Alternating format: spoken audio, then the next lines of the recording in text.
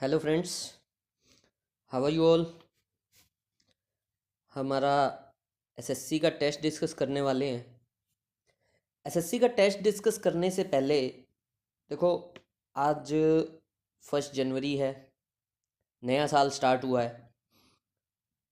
तो अगर हम देखो, हम सब लोग जो है ना किसी एग्ज़ाम को लेके टारगेट लेके बैठे हुए हैं। हमारा एक टारगेट है कि हमें कोई भी एग्ज़ाम क्लियर करना है, एक्स वाई जेड, और हमें एक गवर्नमेंट जॉब लेनी है। ठीक है। लेकिन देखो, आज के टाइम पे अगर मैं बात करूं कंपटीशन की, तो कंपटीशन का लेवल इतना ज़्यादा हाई होता जा रहा है, बच्चे इतना ज़्यादा प्रिपेयर करते जा रहे हैं हर चीज़ को लेके, रिसोर्सेज इतने ज़्यादा अवेलेबल हैं कि हर साल हर एग्ज़ाम की कट ऑफ ऊपर ही ऊपर चढ़ती चली जा रही है। अगर मैं सबसे पहली बात करूं तो अभी देखो, जो रिसेंटली एग्ज़ाम आने वाला है वो या तो एग्ज़ाम आने वाला है एसएससी सीजीएल मेंस, या बैंकिंग का क्लरिकल मेंस, और या फिर जो एग्ज़ाम आने वाला है एसएससी के लिए वो एग्ज़ाम आने वाला है एसएससी सीएचएसएल। क्लरिकल मेंस और सीजीएल मेंस की उम्मीद है कि ये दोनों एग्ज़ाम इसी साल अभी 21 जनवरी के आसपास होने की उम्मीद है। 21 जनवरी अभी तक की डेट है। और जो सीएचएसएल है, ये जो है इसकी डेट है 3 मार्च 4 मार्च के आसपास। 3 मार्च से लेकर 26 मार्च तक की विंडो में ये एग्ज़ाम चलने वाला है। तो अल्टीमेटली देखो, जो मेंस की तैयारी कर रहे हैं उनको तो अब कोई नई स्ट्रेटजी बताने की ज़रूरत है नहीं, क्योंकि आई नो कि अभी तक तो हम उस लेवल पे पहुंच चुके हैं, हमें मालूम है कि अब हमें क्या करना है और क्या नहीं करना है। लेकिन अगर मैं सीएचएसएल की बात करूं तो सीएचएसएल के लिए हमारे पास अभी 2 मंथ्स हैं। वी हैव 60 डेज लेफ्ट, और 60 डेज के अंदर हम एक बहुत तगड़ी स्ट्रेटजी बना सकते हैं, बहुत अच्छे से हम चीज़ों को कर सकते हैं। लेकिन वही मेन जो चीज़ है वो होती है डिटर्मिनेशन, कि आप कितना डिटर्मिनेशन से आप स्ट्रेटजी तो बना लोगे, लेकिन कितना डिटर्मिनेशन से उस स्ट्रेटजी के ऊपर चलते हो, कितना फोकस्ड रहते हो। जनरली क्या होता है कि हम स्ट्रेटजी बनाते हैं, हम गोल्स लेते हैं, हम टारगेट्स लेते हैं, लेकिन हम उन चीज़ों को फॉलो नहीं कर पाते। तो आज आज मैं आप लोगों से यही कहूँगा कि अपने आप से एक प्रॉमिस करो कि आने वाले 2 महीने में, जो भी लोग आप में से सीएचएसएल की तैयारी कर रहे हो, आप अपने आप से प्रॉमिस करो कि आने वाले 2 महीनों में मैं अपना बेस्ट देने वाला हूं। देखो, ऐसा कुछ नहीं होता कि हम ये सोच लें कि यार वो इतना करता है तो मैं भी उतना करूं। टारगेट कभी ये नहीं होना चाहिए कि मेरा पड़ोसी इतना करता है तो मैं भी उतना करूं ना। टारगेट ये होना चाहिए कि मैं जितना बेस्ट कर सकता हूं मैं वो करूं। देखो, अगर अगर सीएचएसएल की मतलब अगर हम बात करें ना, तो सीएचएसएल की जो 2015 के अंदर, 2015 के अंदर जो कट ऑफ गई थी ना, वो कट ऑफ गई थी कुछ 119 मार्क्स की, जनरल के लिए 119 मार्क्स की। फिर जो लास्ट ईयर कट ऑफ गई 16 वाले की, जो मतलब 17 में हुआ, उसकी जो कट ऑफ गई, उसकी कट ऑफ गई थी कुछ 120, 28, 26, कुछ ऐसी कट ऑफ थी, मुझे जहाँ तक याद आ रहा है। तो इस साल की कट ऑफ देखो, डिपेंड तो करेगा एग्जाम के ऊपर ही कि एग्जाम का लेवल कैसा आता है, लेकिन आप ये तो मान के चलो, क्योंकि देखो सीजीएल की कट ऑफ जैसे 137 गई थी लास्ट ईयर, इस साल चली गई, मतलब अब तो लास्ट ईयर हो गया ये भी, जो 16 वाले की कट ऑफ गई थी 137 की, और 17 वाले की कट ऑफ चली गई 132 की। तो वो थोड़ा सा पेपर का लेवल चेंज किया था, तो उस कारण से होता है। अब बात करें, देखो, अगर हमारा टारगेट 130 नंबर का नहीं होना चाहिए, क्योंकि 130 की तो कट ऑफ जा रही है, और कट ऑफ पे रहने से काम नहीं चलता। देखो, कट ऑफ से ऊपर जाना पड़ेगा, यानी कि हमारा जो टारगेट होना चाहिए वो टारगेट होना चाहिए 150 या 160 का। और अगर 150 या 160 का आपको टारगेट लेना है, तो 150 और 160 के लिए आपके पास जो 4 सब्जेक्ट्स हैं, जो 4 आपके पास सेक्शंस हैं, उन चारों पे आपको वर्कआउट करना पड़ेगा। जनरली क्या करते हैं हम लोग ना मैथ्स और रीजनिंग को बहुत अच्छे से पकड़ के रखते हैं, लेकिन जीएस और इंग्लिश को हम छोड़ के रखते हैं। हमें इन चारों सेक्शन पे काम करना पड़ेगा। मैं नहीं कहूँगा कि आप मैथ्स और रीजनिंग को छोड़ दो, लेकिन मैं ये भी नहीं कहूँगा कि आप जीएस और इंग्लिश को ना पकड़ो, क्योंकि मैथ्स और रीजनिंग एग्जाम में 100 ही नंबर के आने हैं।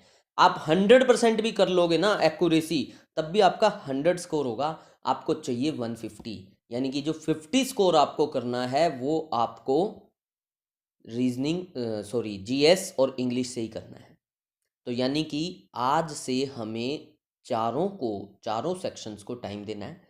अब टाइमिंग कैसे डिसाइड करें कि किस सेक्शन को कितना टाइम देना है, तो मैं उस चीज़ के लिए बताता हूँ कि जो आपकी स्ट्रेंथ है ना, अगर आपको मैथ्स अच्छे से आता है तो मैथ्स का टाइम घटा दो, आपको रीजनिंग अच्छे से आती है रीजनिंग का टाइम घटा दो, इंग्लिश अच्छे से आती है तो इंग्लिश का टाइम घटा दो, और जीएस अच्छे से आती है तो जीएस का टाइम घटा दो। यस, टाइम घटाना है। हम जनरली क्या करते हैं कि अच्छा एग्जाम पास आ रहा है, अपनी स्ट्रेंथ को और स्ट्रेंथ बनाओ। अरे स्ट्रेंथ ऑलरेडी है, उसको और ज़्यादा कितना कितना शार्प करोगे। मैथ्स में अगर आप आज 45 ले रहे हो तो 48 पहुंच जाओगे, 50 पहुंच जाओगे। जो आपके पास गैप बचता है वो सिर्फ 5 मार्क्स का है। लेकिन अगर आज जीएस के अंदर आप 12 मार्क्स ले रहे हो, 13 मार्क्स ले रहे हो, तो आपके पास जो गैप है ना वो 38 मार्क्स का है। यानी कि जहां चलने की जगह ज्यादा है ना, जहां पे सामान ज्यादा है, रिसोर्सेज ज्यादा है, जहां पे हम गैदर ज्यादा कर सकते हैं, उस चीज पे अब हमें वर्कआउट करना पड़ेगा। इंग्लिश में अगर आज आपके 20 नंबर आ रहे हैं तो आपके पास 30 नंबर अभी और बाकी हैं। ठीक है, मैं नहीं कहता कि 50 में से 50 ले आओगे, लेकिन मैं ये भी कहता हूं कि 50 में से 35 is not a big deal. ठीक है, और आज से हर उस सेक्शन पे काम करना स्टार्ट कर दो जो आपका वीक है। 1.5 महीना, मतलब 2 महीने में से 1.5 महीना आप अपने वीक सेक्शंस के ऊपर ज़्यादा टाइम दो। अगर दिन में 10 घंटे पढ़ रहे हो तो 10 घंटे में से ना 70% टाइम, यानी कि 7 आवर्स अपने उन उन सेक्शंस को दे दो जिन सेक्शंस में आपकी वीकनेस है, और बाकी जो 30% टाइम है वो अपनी उनको दे दो जो आपके स्ट्रॉन्ग है। छोड़ना नहीं है, टच किसी का भी नहीं छोड़ना है। ठीक है ना, यही मेन स्ट्रेटजी होती है जो अल्टीमेटली आपको ले जा सकती है। हालांकि 2 महीने मतलब बहुत ज़्यादा टाइम भी नहीं है, लेकिन मैं ये भी नहीं कहूँगा कि 2 महीने बहुत कम टाइम है। ठीक है, तो आज से टारगेट लो कि हमें हमारे वीकेस्ट सेक्शन को ऊपर उठाना है। अगर मान लो वीकेस्ट सेक्शन में आप 20-30 नंबर भी ऊपर खींच के चले गए, आज की डेट में मान लो आपके 120 नंबर बन रहे हैं और 20-30 नंबर, देखो 10 नंबर खींचना is not a big deal. 130 section में ले आओगे, सब में ले आओगे, कट ऑफ क्लियर हो जाएंगी, लेकिन उससे उतना फायदा नहीं होने वाला। हमारा मेन टारगेट ये नहीं है कि हमें कट ऑफ क्लियर करनी है, हमारा मेन टारगेट ये है कि हमें सिलेक्शन लेना है, और सिलेक्शन लेने के लिए हमें डिटर्मिनेशन के साथ जुटना पड़ेगा। और देखो एक चीज़ और बताता हूँ, सिर्फ हमारा रिजल्ट नहीं है अगर हम कोई एग्ज़ाम क्रैक करते हैं, वो सिर्फ हमारा इंडिविजुअल रिजल्ट नहीं होता, वो एक्चुअल में हमारे साथ जुड़े हुए बहुत सारे लोगों का रिजल्ट होता है। हमारे साथ जुड़ी हुई हमारी फैमिली, आज हमारी फैमिली हमारे से सोच लगा के बैठी है कि यस, हमारा बच्चा हमारी बच्ची जो भी हैं बहुत अच्छा करेंगे, अपने करियर में एक्सेल करेंगे, एक अच्छी जॉब पाएंगे। तो उनकी हमारे से उम्मीदें हैं, एक्सपेक्टेशंस हैं। हमारे टीचर्स जो हमें पढ़ा रहे हैं उनकी हमसे एक्सपेक्टेशंस हैं। तो हमारे हमारे सिबलिंग्स, हमारे रिलेटिव्स, सब सब हमसे कुछ ना कुछ उम्मीद लगा के बैठे हुए हैं, और जो रिजल्ट होगा वो हमारा इंडिविजुअल रिजल्ट नहीं होगा, वो रिजल्ट हम सबका रिजल्ट होगा। ठीक है, और अगर हम सबका रिजल्ट हमारे इंडिविजुअल के ऊपर डिपेंडेंट है, तो हमारी कोशिश ये रहनी चाहिए कि सब हमारे कारण से परेशान ना हो, हमारे कारण से बहुत ज़्यादा खुश हों।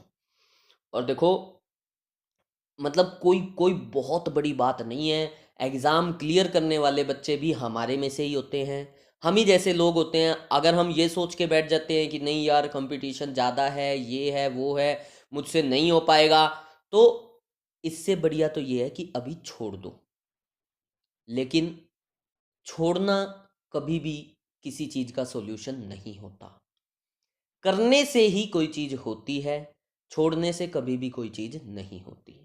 तो बस आज आज के लिए मैं आप लोगों को यही मैसेज देना चाहता हूँ कि आज से 2 मंथ्स का टारगेट ऐसा बनाओ, और थोड़ा सा फोकस होकर रहना पड़ेगा कि कोई भी ऐसी चीज जो आपका दिमाग डाइवर्ट करती है ना, कोई भी वो चीज हो, उस चीज को अपने से बिल्कुल अलग कर दो।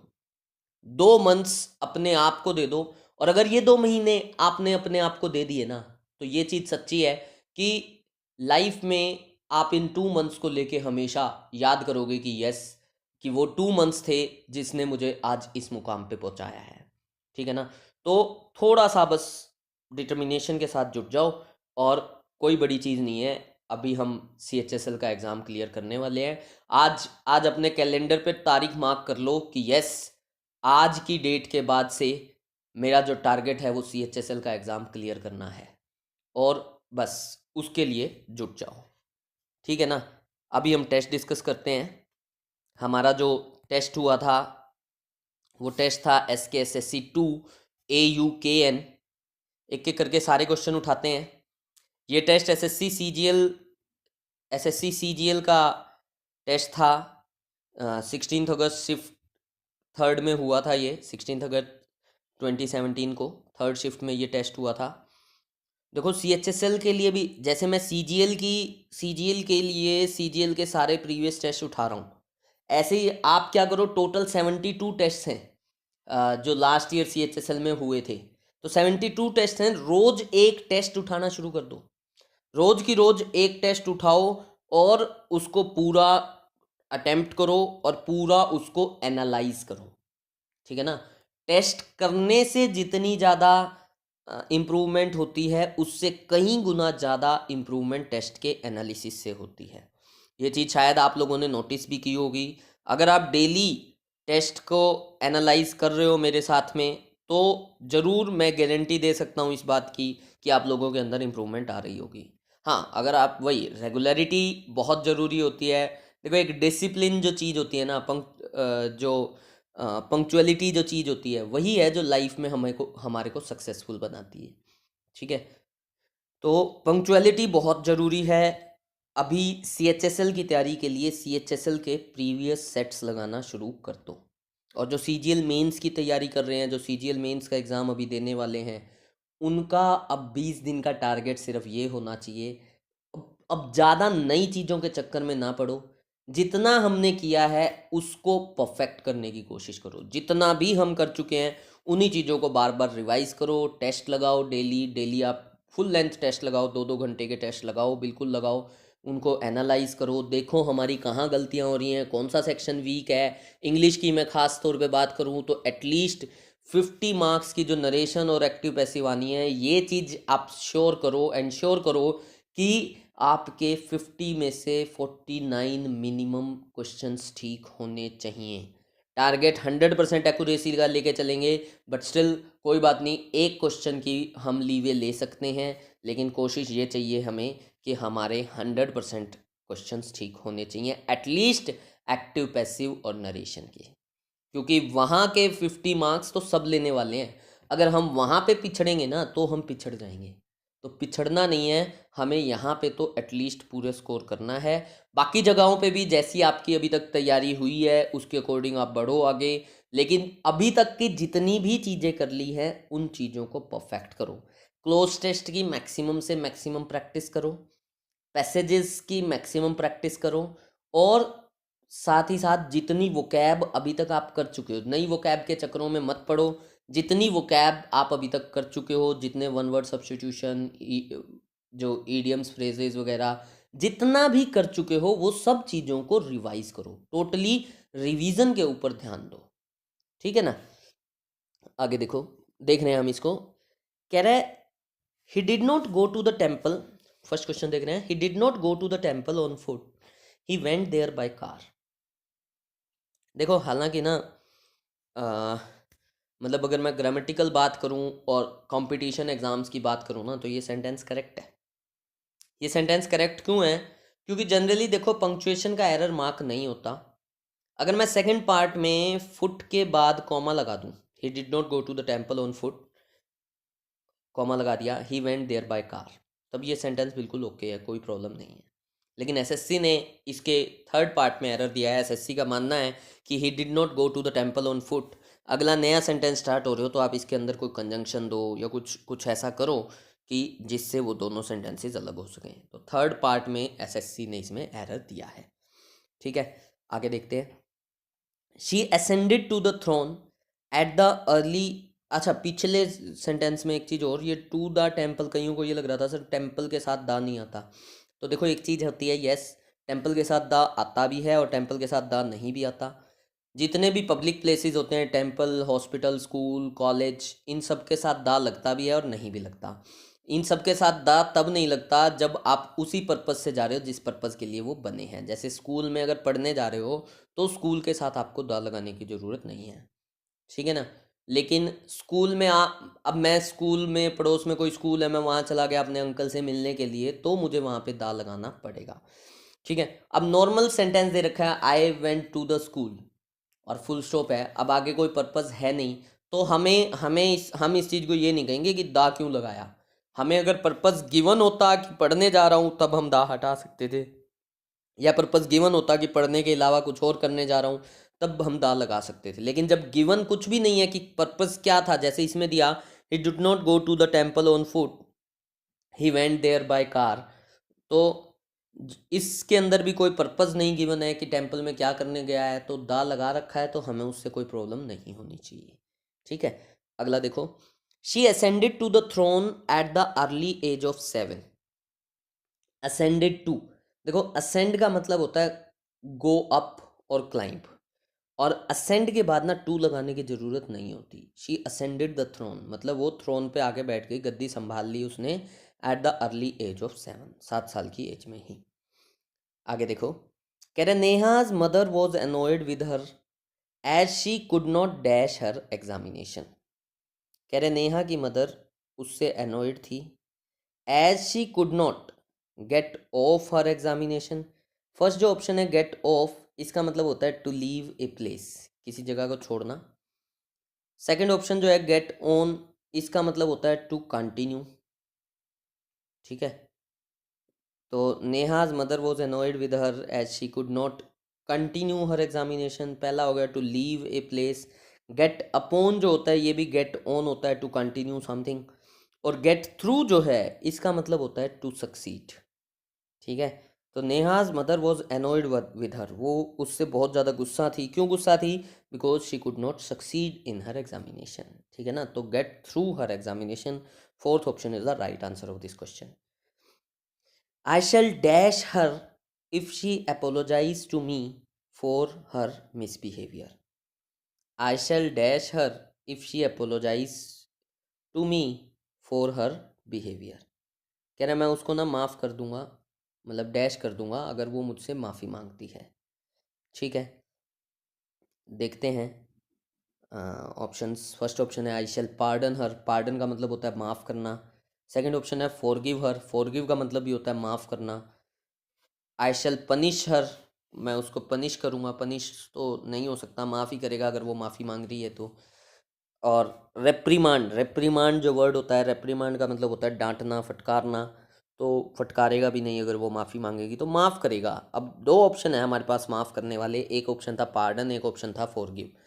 देखो पार्डन जो वर्ड होता है ना, ये जनरली मतलब फॉर्मल लैंग्वेज में यूज़ होता है। कोर्ट जब अगर किसी को छोड़ता है, माफ़ी देता है, ठीक है ना, किसी क्रिमिनल को, किसी की पनिशमेंट को कम किया जाता है, तो उसमें होती है पार्डन। ठीक है, लेकिन हम जब जनरल सेंस की बात करते हैं तब हम यूज़ करते हैं फॉरगिव। तो आई शैल फॉरगिव हर, वैसे देखो दोनों सिनोनिम्स हैं, लेकिन दोनों के अंदर डिफरेंस यही है कि नॉर्मल लैंग्वेज में हम फॉरगिव यूज़ करते हैं, लेकिन कोर्ट वर्ड की लैंग्वेज में हम यूज़ करते हैं पार्डन। तो I shall forgive her if she apologises to me for her misbehaviour. अगला देखो, हमें सिनोनिम बताना है इबुलियंट वर्ड का। देखो जो इबुलियंट वर्ड है, इबुलियंट का मीनिंग होता है एनर्जेटिक। ठीक है, ऑप्शन देखते हैं। फर्स्ट ऑप्शन है डिसीटफुल, डिसीटफुल तो होता है ट्रिकी, डिसऑनेस्ट, धोखेबाज, इस सेंस में होता है। इनसिंसेरिटी, ये भी धोखेबाजी हो जाती है, मतलब कि डिसऑनेस्टी हो जाती है। ठीक है ना, नॉट जेन्युइन। एंथुजियास्टिक, एंथुजियास्टिक होता है इबुलियंट, एनर्जेटिक। तो इसका आंसर जो बनेगा एंथुजियास्टिक ही बनेगा। और प्रीजुडिस जो वर्ड है ये होता है बायस्ड, पक्षपात। ठीक है, नेक्स्ट देखो। Next is ट्रुक्यूलेंट।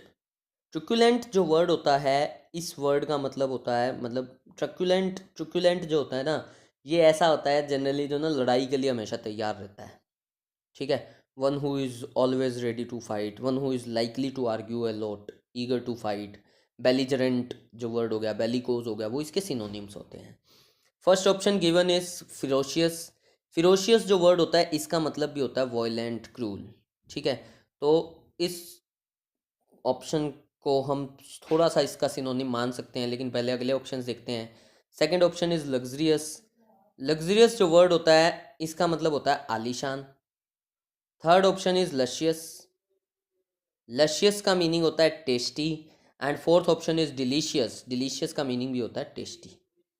तो ट्रुकुलेंट जो वर्ड हो गया इसका मीनिंग हो गया फिरोशियस, इसका सिनोनिम हो गया फिरोशियस। अगला देखो, अगला है निगार्डली। निगार्डली का मतलब होता है माइजरली, मतलब कि कंजूस। ठीक है, हमें हमें इसका एंटोनिम बताना है। ठीक है, फर्स्ट वर्ड इज मिंजी।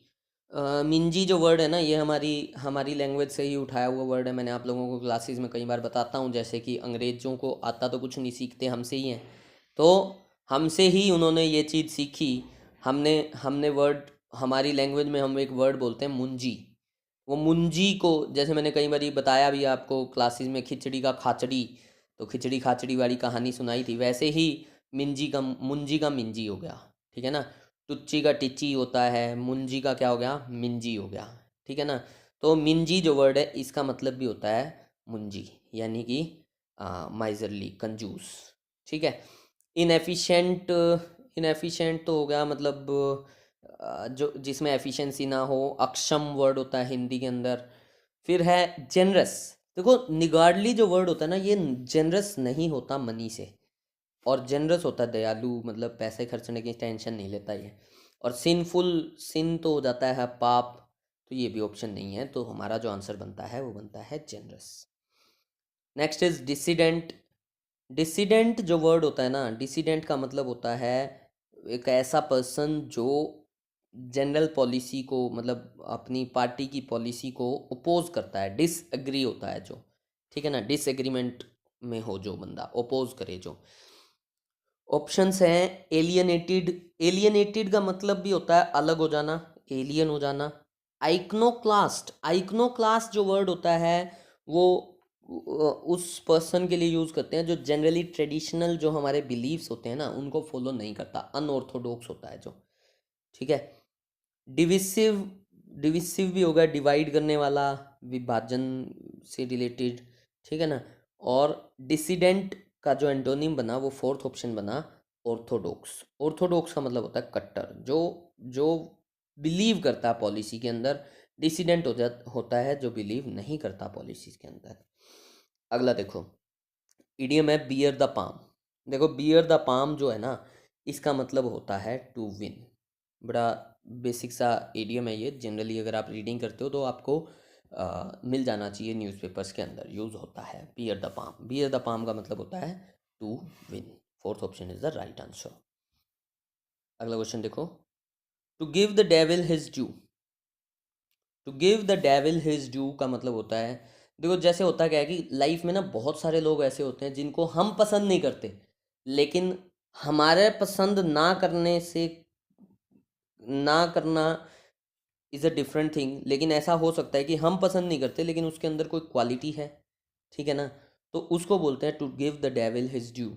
मतलब अ, किसी चीज़ को ये मानना कि आप जिसको पसंद नहीं करते उसके अंदर कोई अच्छी क्वालिटी है। ठीक है, और जो सेकंड ऑप्शन है ना, to give credit to even a notorious person. Notorious होता है मतलब वही कुख्यात, बदनाम, ऐसे पर्सन को क्रेडिट देना, उसको बोलते हैं to give credit to even a notorious person. To punish the wrong person, to let the enemy learn the lesson, to stand in the way of. नहीं, second option is the right answer. अगला देखो, कह रहे no sooner the advertisement regarding the launch of new smartphone appeared, then there was a rush on online website for pre-booking the same.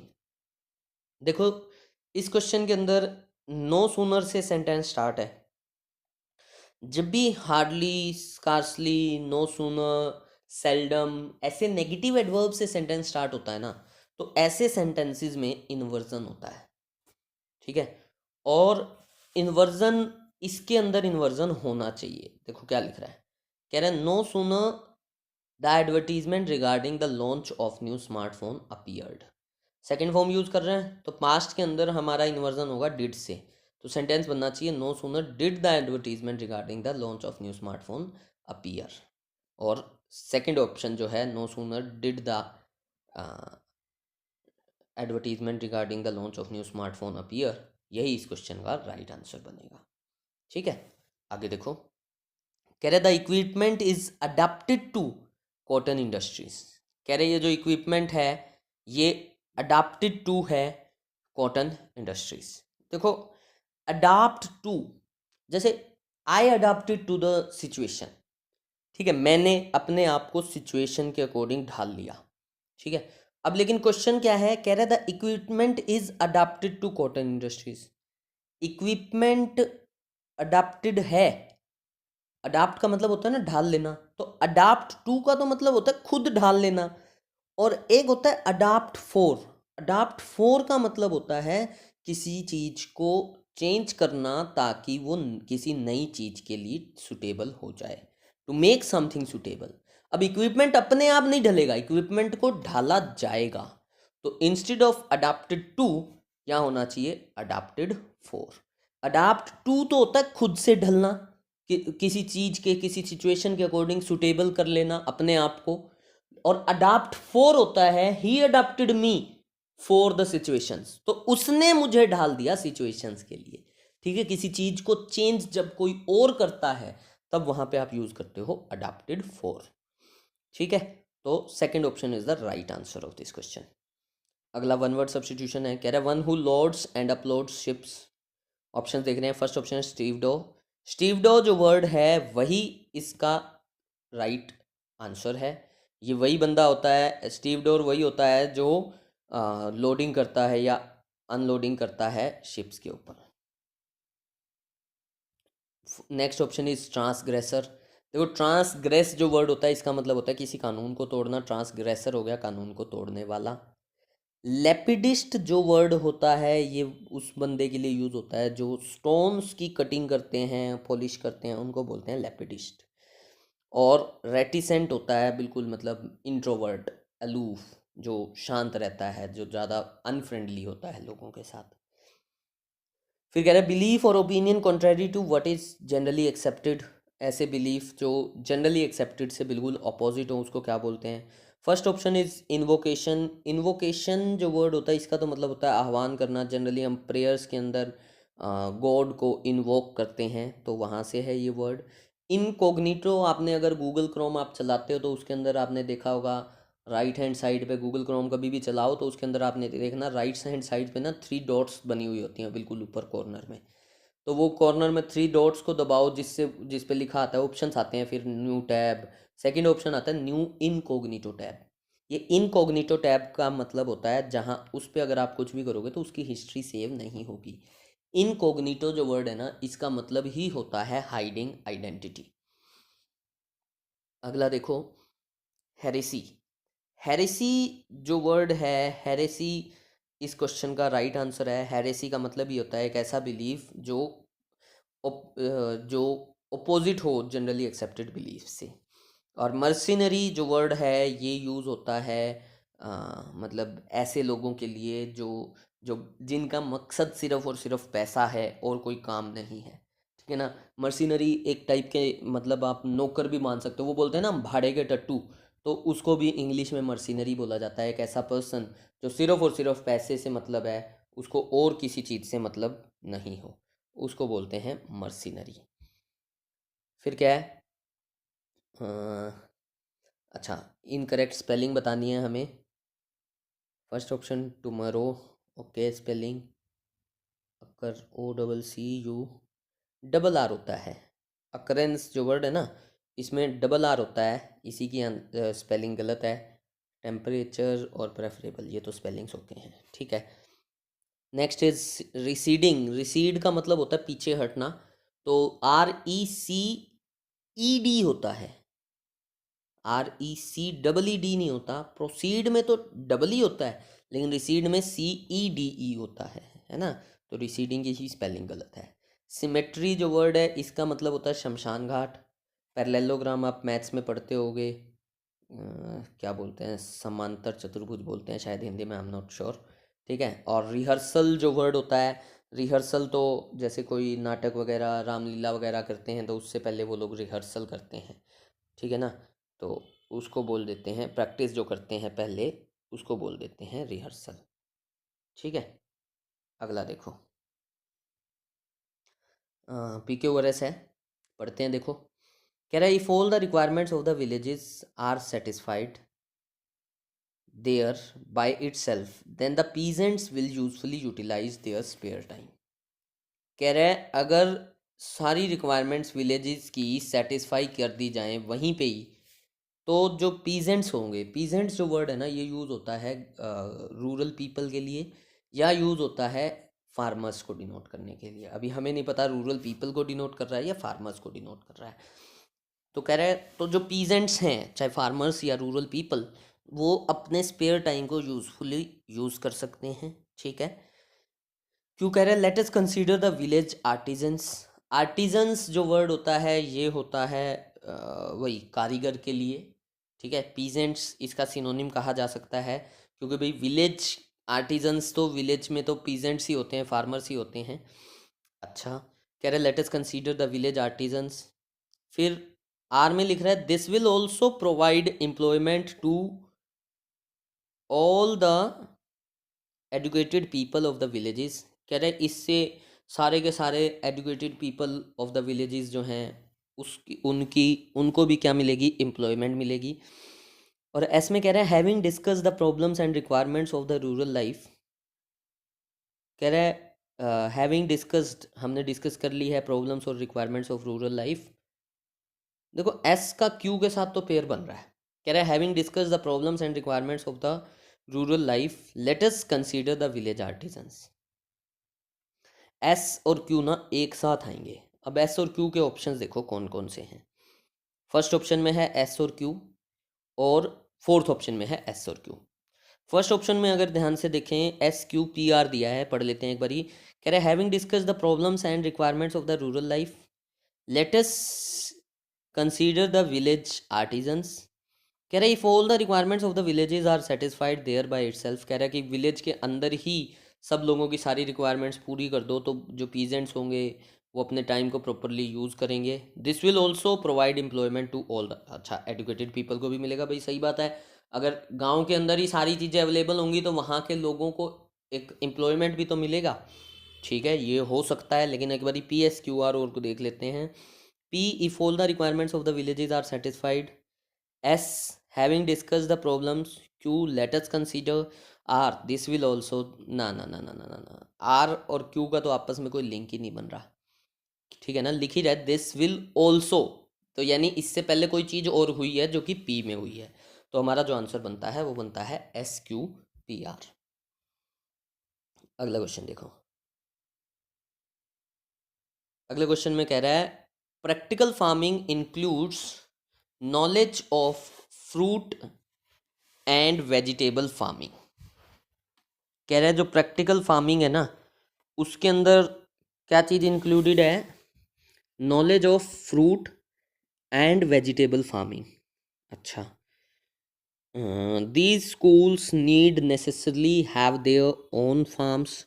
क्यों तो first हो नहीं सकता, दीज स्कूल्स लिख रहा है ये तो फर्स्ट हो नहीं सकता। तो फर्स्ट और फोर्थ तो हमारा आंसर है ही नहीं, यानी कि हमारा जो फर्स्ट सेंटेंस बन रहा है वो बन रहा है आर। ये तो हमें आंसर से ही पता लग रहा है, ऑप्शन से हमारे पास हेल्प मिल रही है। कह रहे these school need necessarily have their own farms because the village itself will provide ample field work facilities. Ample का मतलब होता है बहुत ज़्यादा, तो कह रहे हैं इन स्कूल्स के पास अपने फार्म्स होने चाहिए क्योंकि village itself will provide ample field work facilities.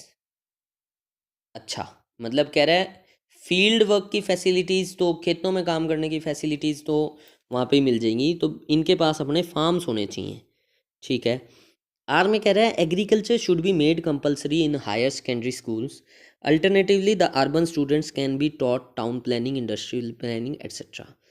कह रहे हैं एग्रीकल्चर जो है ना कंपलसरी होनी चाहिए हायर सेकेंडरी स्कूल्स में, या फिर अर्बन स्टूडेंट्स जो हैं उनको town planning, industrial planning etcetera सिखाया जा सकता है। एस कह रहा है therefore at this stage only theoretical education for the village students would suffice. Suffice का मतलब होता है टू बी सफिशिएंट। तो कह रहा है कि इस टाइम पे, इस स्टेज पे अगर थ्योरेटिकल एजुकेशन भी दे दी जाए ना विलेज स्टूडेंट्स को, उतनी भी काफ़ी है। ठीक है, देखो कोई कोई कोई खास मुश्किल है नहीं इसमें। देखो आर जो है ना, आर सिंपल सी बात बता रहा है कि फर्स्ट सेंटेंस है, ऑप्शन से पता लग रहा है। और एस जो है कंक्लूजन दे रहा है देयरफॉर के साथ। एस जो है हमारा लास्ट सेंटेंस है। तो आर और एस देख लो, लास्ट एक ही में है, second option, that is our right answer. ठीक है, थोड़ा सा ऑप्शंस की भी हेल्प लेनी बहुत ज़रूरी होती है। ऑप्शंस जो है ना हमारी हेल्प के लिए बनते हैं। ऑप्शंस से कभी कंफ्यूज नहीं होना होता, ऑप्शंस को तो फ़ायदा उठाओ कि, और सिर्फ इंग्लिश में नहीं, मतलब मैथ्स में भी, रीजनिंग में भी, जीएस में भी, इंग्लिश ऑप्शंस के थ्रू क्वेश्चंस को करने की कोशिश किया करो। आगे देखते हैं। कह रहा है I saw him leaving the movie theatre, passive बनाना है इसको। तो आई सो हिम का पैसिव बनता है ही वॉज सीन बाय मी, कुछ ऐसा देख लो। कह रहा है फर्स्ट ऑप्शन है he was seen leaving the movie theatre by me, हो सकता है। अगला ऑप्शन देखते हैं leaving the movie theatre he was seen by me, ना ना ना, ये ऑप्शन अजीब सा बना दिया इन्होंने। He was seen to be living, to be living नहीं हो सकता, ही हैड बीन। तो first option is the right answer. The principal said be quiet girls, the principal called the girls and ordered them to be quiet. Called the girls, बुलाया थोड़ी था उसने, तो वहीं खड़े खड़े कहा, जो भी फर्स्ट ऑप्शन थोड़ा सा अजीब सा हो गया। The principal commanded the girls that they be quiet, नहीं that they should be quiet, कुछ ऐसा होना चाहिए। दे मस्ट बी क्वाइट, कुछ ऐसा होना चाहिए था, ये भी ऑप्शन नहीं हो सकता। The principal urge the girls to be quiet, urge, urge का मतलब होता है परसुएड करना, किसी को कहना। The principal said the girls should be quiet, said that the girls should be quiet, ना फोर्थ में नहीं। तो हमारा जो आंसर बनता है वो बनता है थर्ड ऑप्शन। ठीक है, अगला देखो।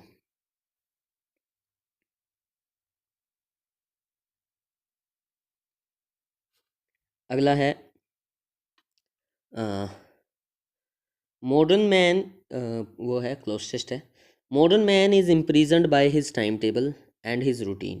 कह रहा मॉडर्न मैन जो है ना वो फंसा हुआ है अपने टाइम टेबल और रूटीन में। His life is all care and dash, he doesn't have dash for anything but his duties and occupation for dash money. देखो वही, हमें पहले स्टार्टिंग से ही ऑप्शंस नहीं देखने होते, हमें एक बार सेंस लेनी होती है। तो कह रहे उसकी लाइफ सारी की सारी केयर और डैश के बीच में फंसी हुई है। ही doesn't have dash for anything but his duties and occupation, उसके पास डैश नहीं है किसी भी चीज़ के लिए अपनी ड्यूटीज़ और ऑक्यूपेशंस को छोड़ के। For dash money, man in all dash may have been prone to this disease and Indeed.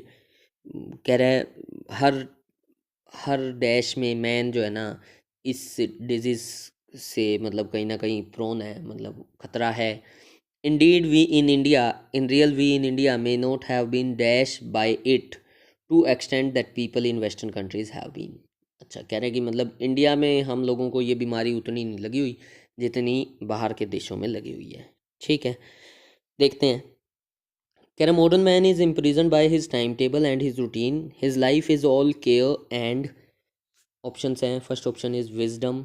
All care, हमारी लाइफ जो है केयर और विजडम में ख़त्म हो जाती है, केयर और सक्सेस में ख़त्म हो जाती है, केयर और वरी में, या केयर और एनजाइटी में। देखो विजडम और सक्सेस तो आ ही नहीं सकते। ठीक है, केयर एंड वरी या केयर एंड एनजाइटी, वरी और एनजाइटी दोनों सिनोनिम है। Worry is equal to anxiety. ठीक है, लेकिन अब वही यहाँ पे प्रैक्टिकल यूसेज की बात आती है कि क्या फ्रेज़ यूज़ होता है। तो जो फ्रेज़ यूज़ होता है ना वो यूज़ होता है his life is all care and worry. हमारी लाइफ जो है ना सारा टाइम बस इन्हीं टेंशन्स में बीत जाती है, किसी चीज़ की केयर करने या किसी चीज़ के लिए वरी करने में। ही doesn't have dash for anything but his duties and occupation, he doesn't have resources for anything, he doesn't have time for anything, he doesn't have material या मनी। क्या नहीं है आज के टाइम पे हमारे पास टाइम नहीं है। रिसोर्सेज भी हैं, मटेरियल भी है, मनी भी है लोगों के पास, कमी किस चीज़ की है? टाइम की। ही doesn't have time for anything but his duties and occupation for dash money, for making money, for minting money. Minting हम नहीं करते, मिंटिंग तो कॉइन की मिंटिंग होती है, नहीं हो सकता। फॉर कलेक्टिंग मनी या for spending money. He doesn't have time for except his duties and occupation. और ड्यूटीज़ और ऑक्यूपेशन हम क्यों करते हैं? मनी को स्पेंड करने के लिए, मिंट करने के लिए, कलेक्ट या मेकिंग। तो देखो दो ऑप्शन बन सकते थे, या तो मेकिंग मनी या कलेक्टिंग मनी। तो हम ड्यूटीज़ एंड ऑक्यूपेशन करते हैं for making money, for collecting money नहीं, making money, make money use होता है।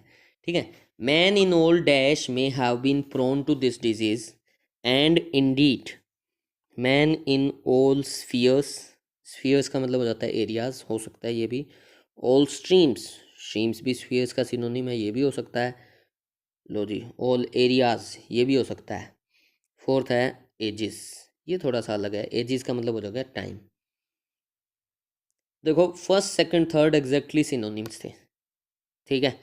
अब तीनों अगर सिनोनिम आ गए और चौथा ऑप्शन थोड़ा सा अलग से जा रहा है ना, तो उसके साथ चले जाओ। कह रहा है man in all ages may have been prone to this disease. कह रहा है हर युग में, मैन इन ऑल एजेस, हर टाइम पे आदमी के साथ ये वाली बीमारी लगी हुई है। And indeed we in India may not have been dash by it, infected by it. देखो डिजीज के लिए इन्फेक्ट वर्ड यूज होता है, हो सकता है, देखते हैं। इन्फ्लिक्टेड बाय इट, इन्फ्लिक्ट और इन्फेक्ट भी एक से ही होते हैं। एकम्पनीड और एसोसिएट। यहाँ पे ना देखो थोड़ी सी फ्रेजल वर्ब्स की सीन था। क्या था देखो, इन्फेक्टेड ऑफ ए डिजीज होता है, इन्फेक्टेड बाय ए डिजीज नहीं होता। ठीक है। तो हमारे पास देखो क्या दिया हो, we in India may not have been infected by, infected of होता ना, तो इन्फेक्टेड आंसर आता। ठीक है। इन्फ्लिक्टेड का मतलब भी होता है सफ़र करना, सफरिंग, लेकिन इन्फ्लिक्ट के बाद बाय यूज़ हो जाता है, तो इन्फ्लिक्टेड बाय इट हो सकता है। अकम्पनीड के साथ यूज़ होता है विद, और एसोसिएटेड के साथ यूज़ होता है टू। ठीक है। तो यहाँ पे ना थोड़ा सा प्रीपोजिशंस का गेम था, जिसको प्रीपोजिशंस का थोड़ा सा नॉलेज था वो इजीली कर सकता था। और अगेन प्रीपोजिशन ज़रूरी नहीं है कि हमें याद ही रट्टा होना चाहिए। अगर हमारी रीडिंग अच्छी हो ना, तो हम इसको कहीं और सेंटेंस में यूज़ करके दे सकते थे। He was infected of this disease, ठीक है ना, ही वॉज अकम्पनीड विथ। ठीक है। तो इस टाइप की चीज़ों, associated to someone, associated to something, तो इस टाइप से हम इनको अलग अलग यूज़ करके हम इजीली कर सकते थे। आंसर जो बन रहा है वो बन रहा है इन्फ्लिक्टेड। ओवरऑल अगर मैं बात करूँ तो क्लोज टेस्ट इजी था। थोड़ा सा जनरल सेंस वाला क्वेश्चंस थे इसके अंदर, general sense in the sense कि आपने कितनी ज़्यादा रीडिंग की हुई है, उस टाइप के क्वेश्चंस का ये टेस्ट था। ठीक है ना। तो ठीक है, ओवरऑल टेस्ट इजी था। 35+ तो स्कोर कोई बहुत बड़ी चीज़ नहीं थी। ठीक है। तो आज के लिए थैंक यू फ्रेंड्स।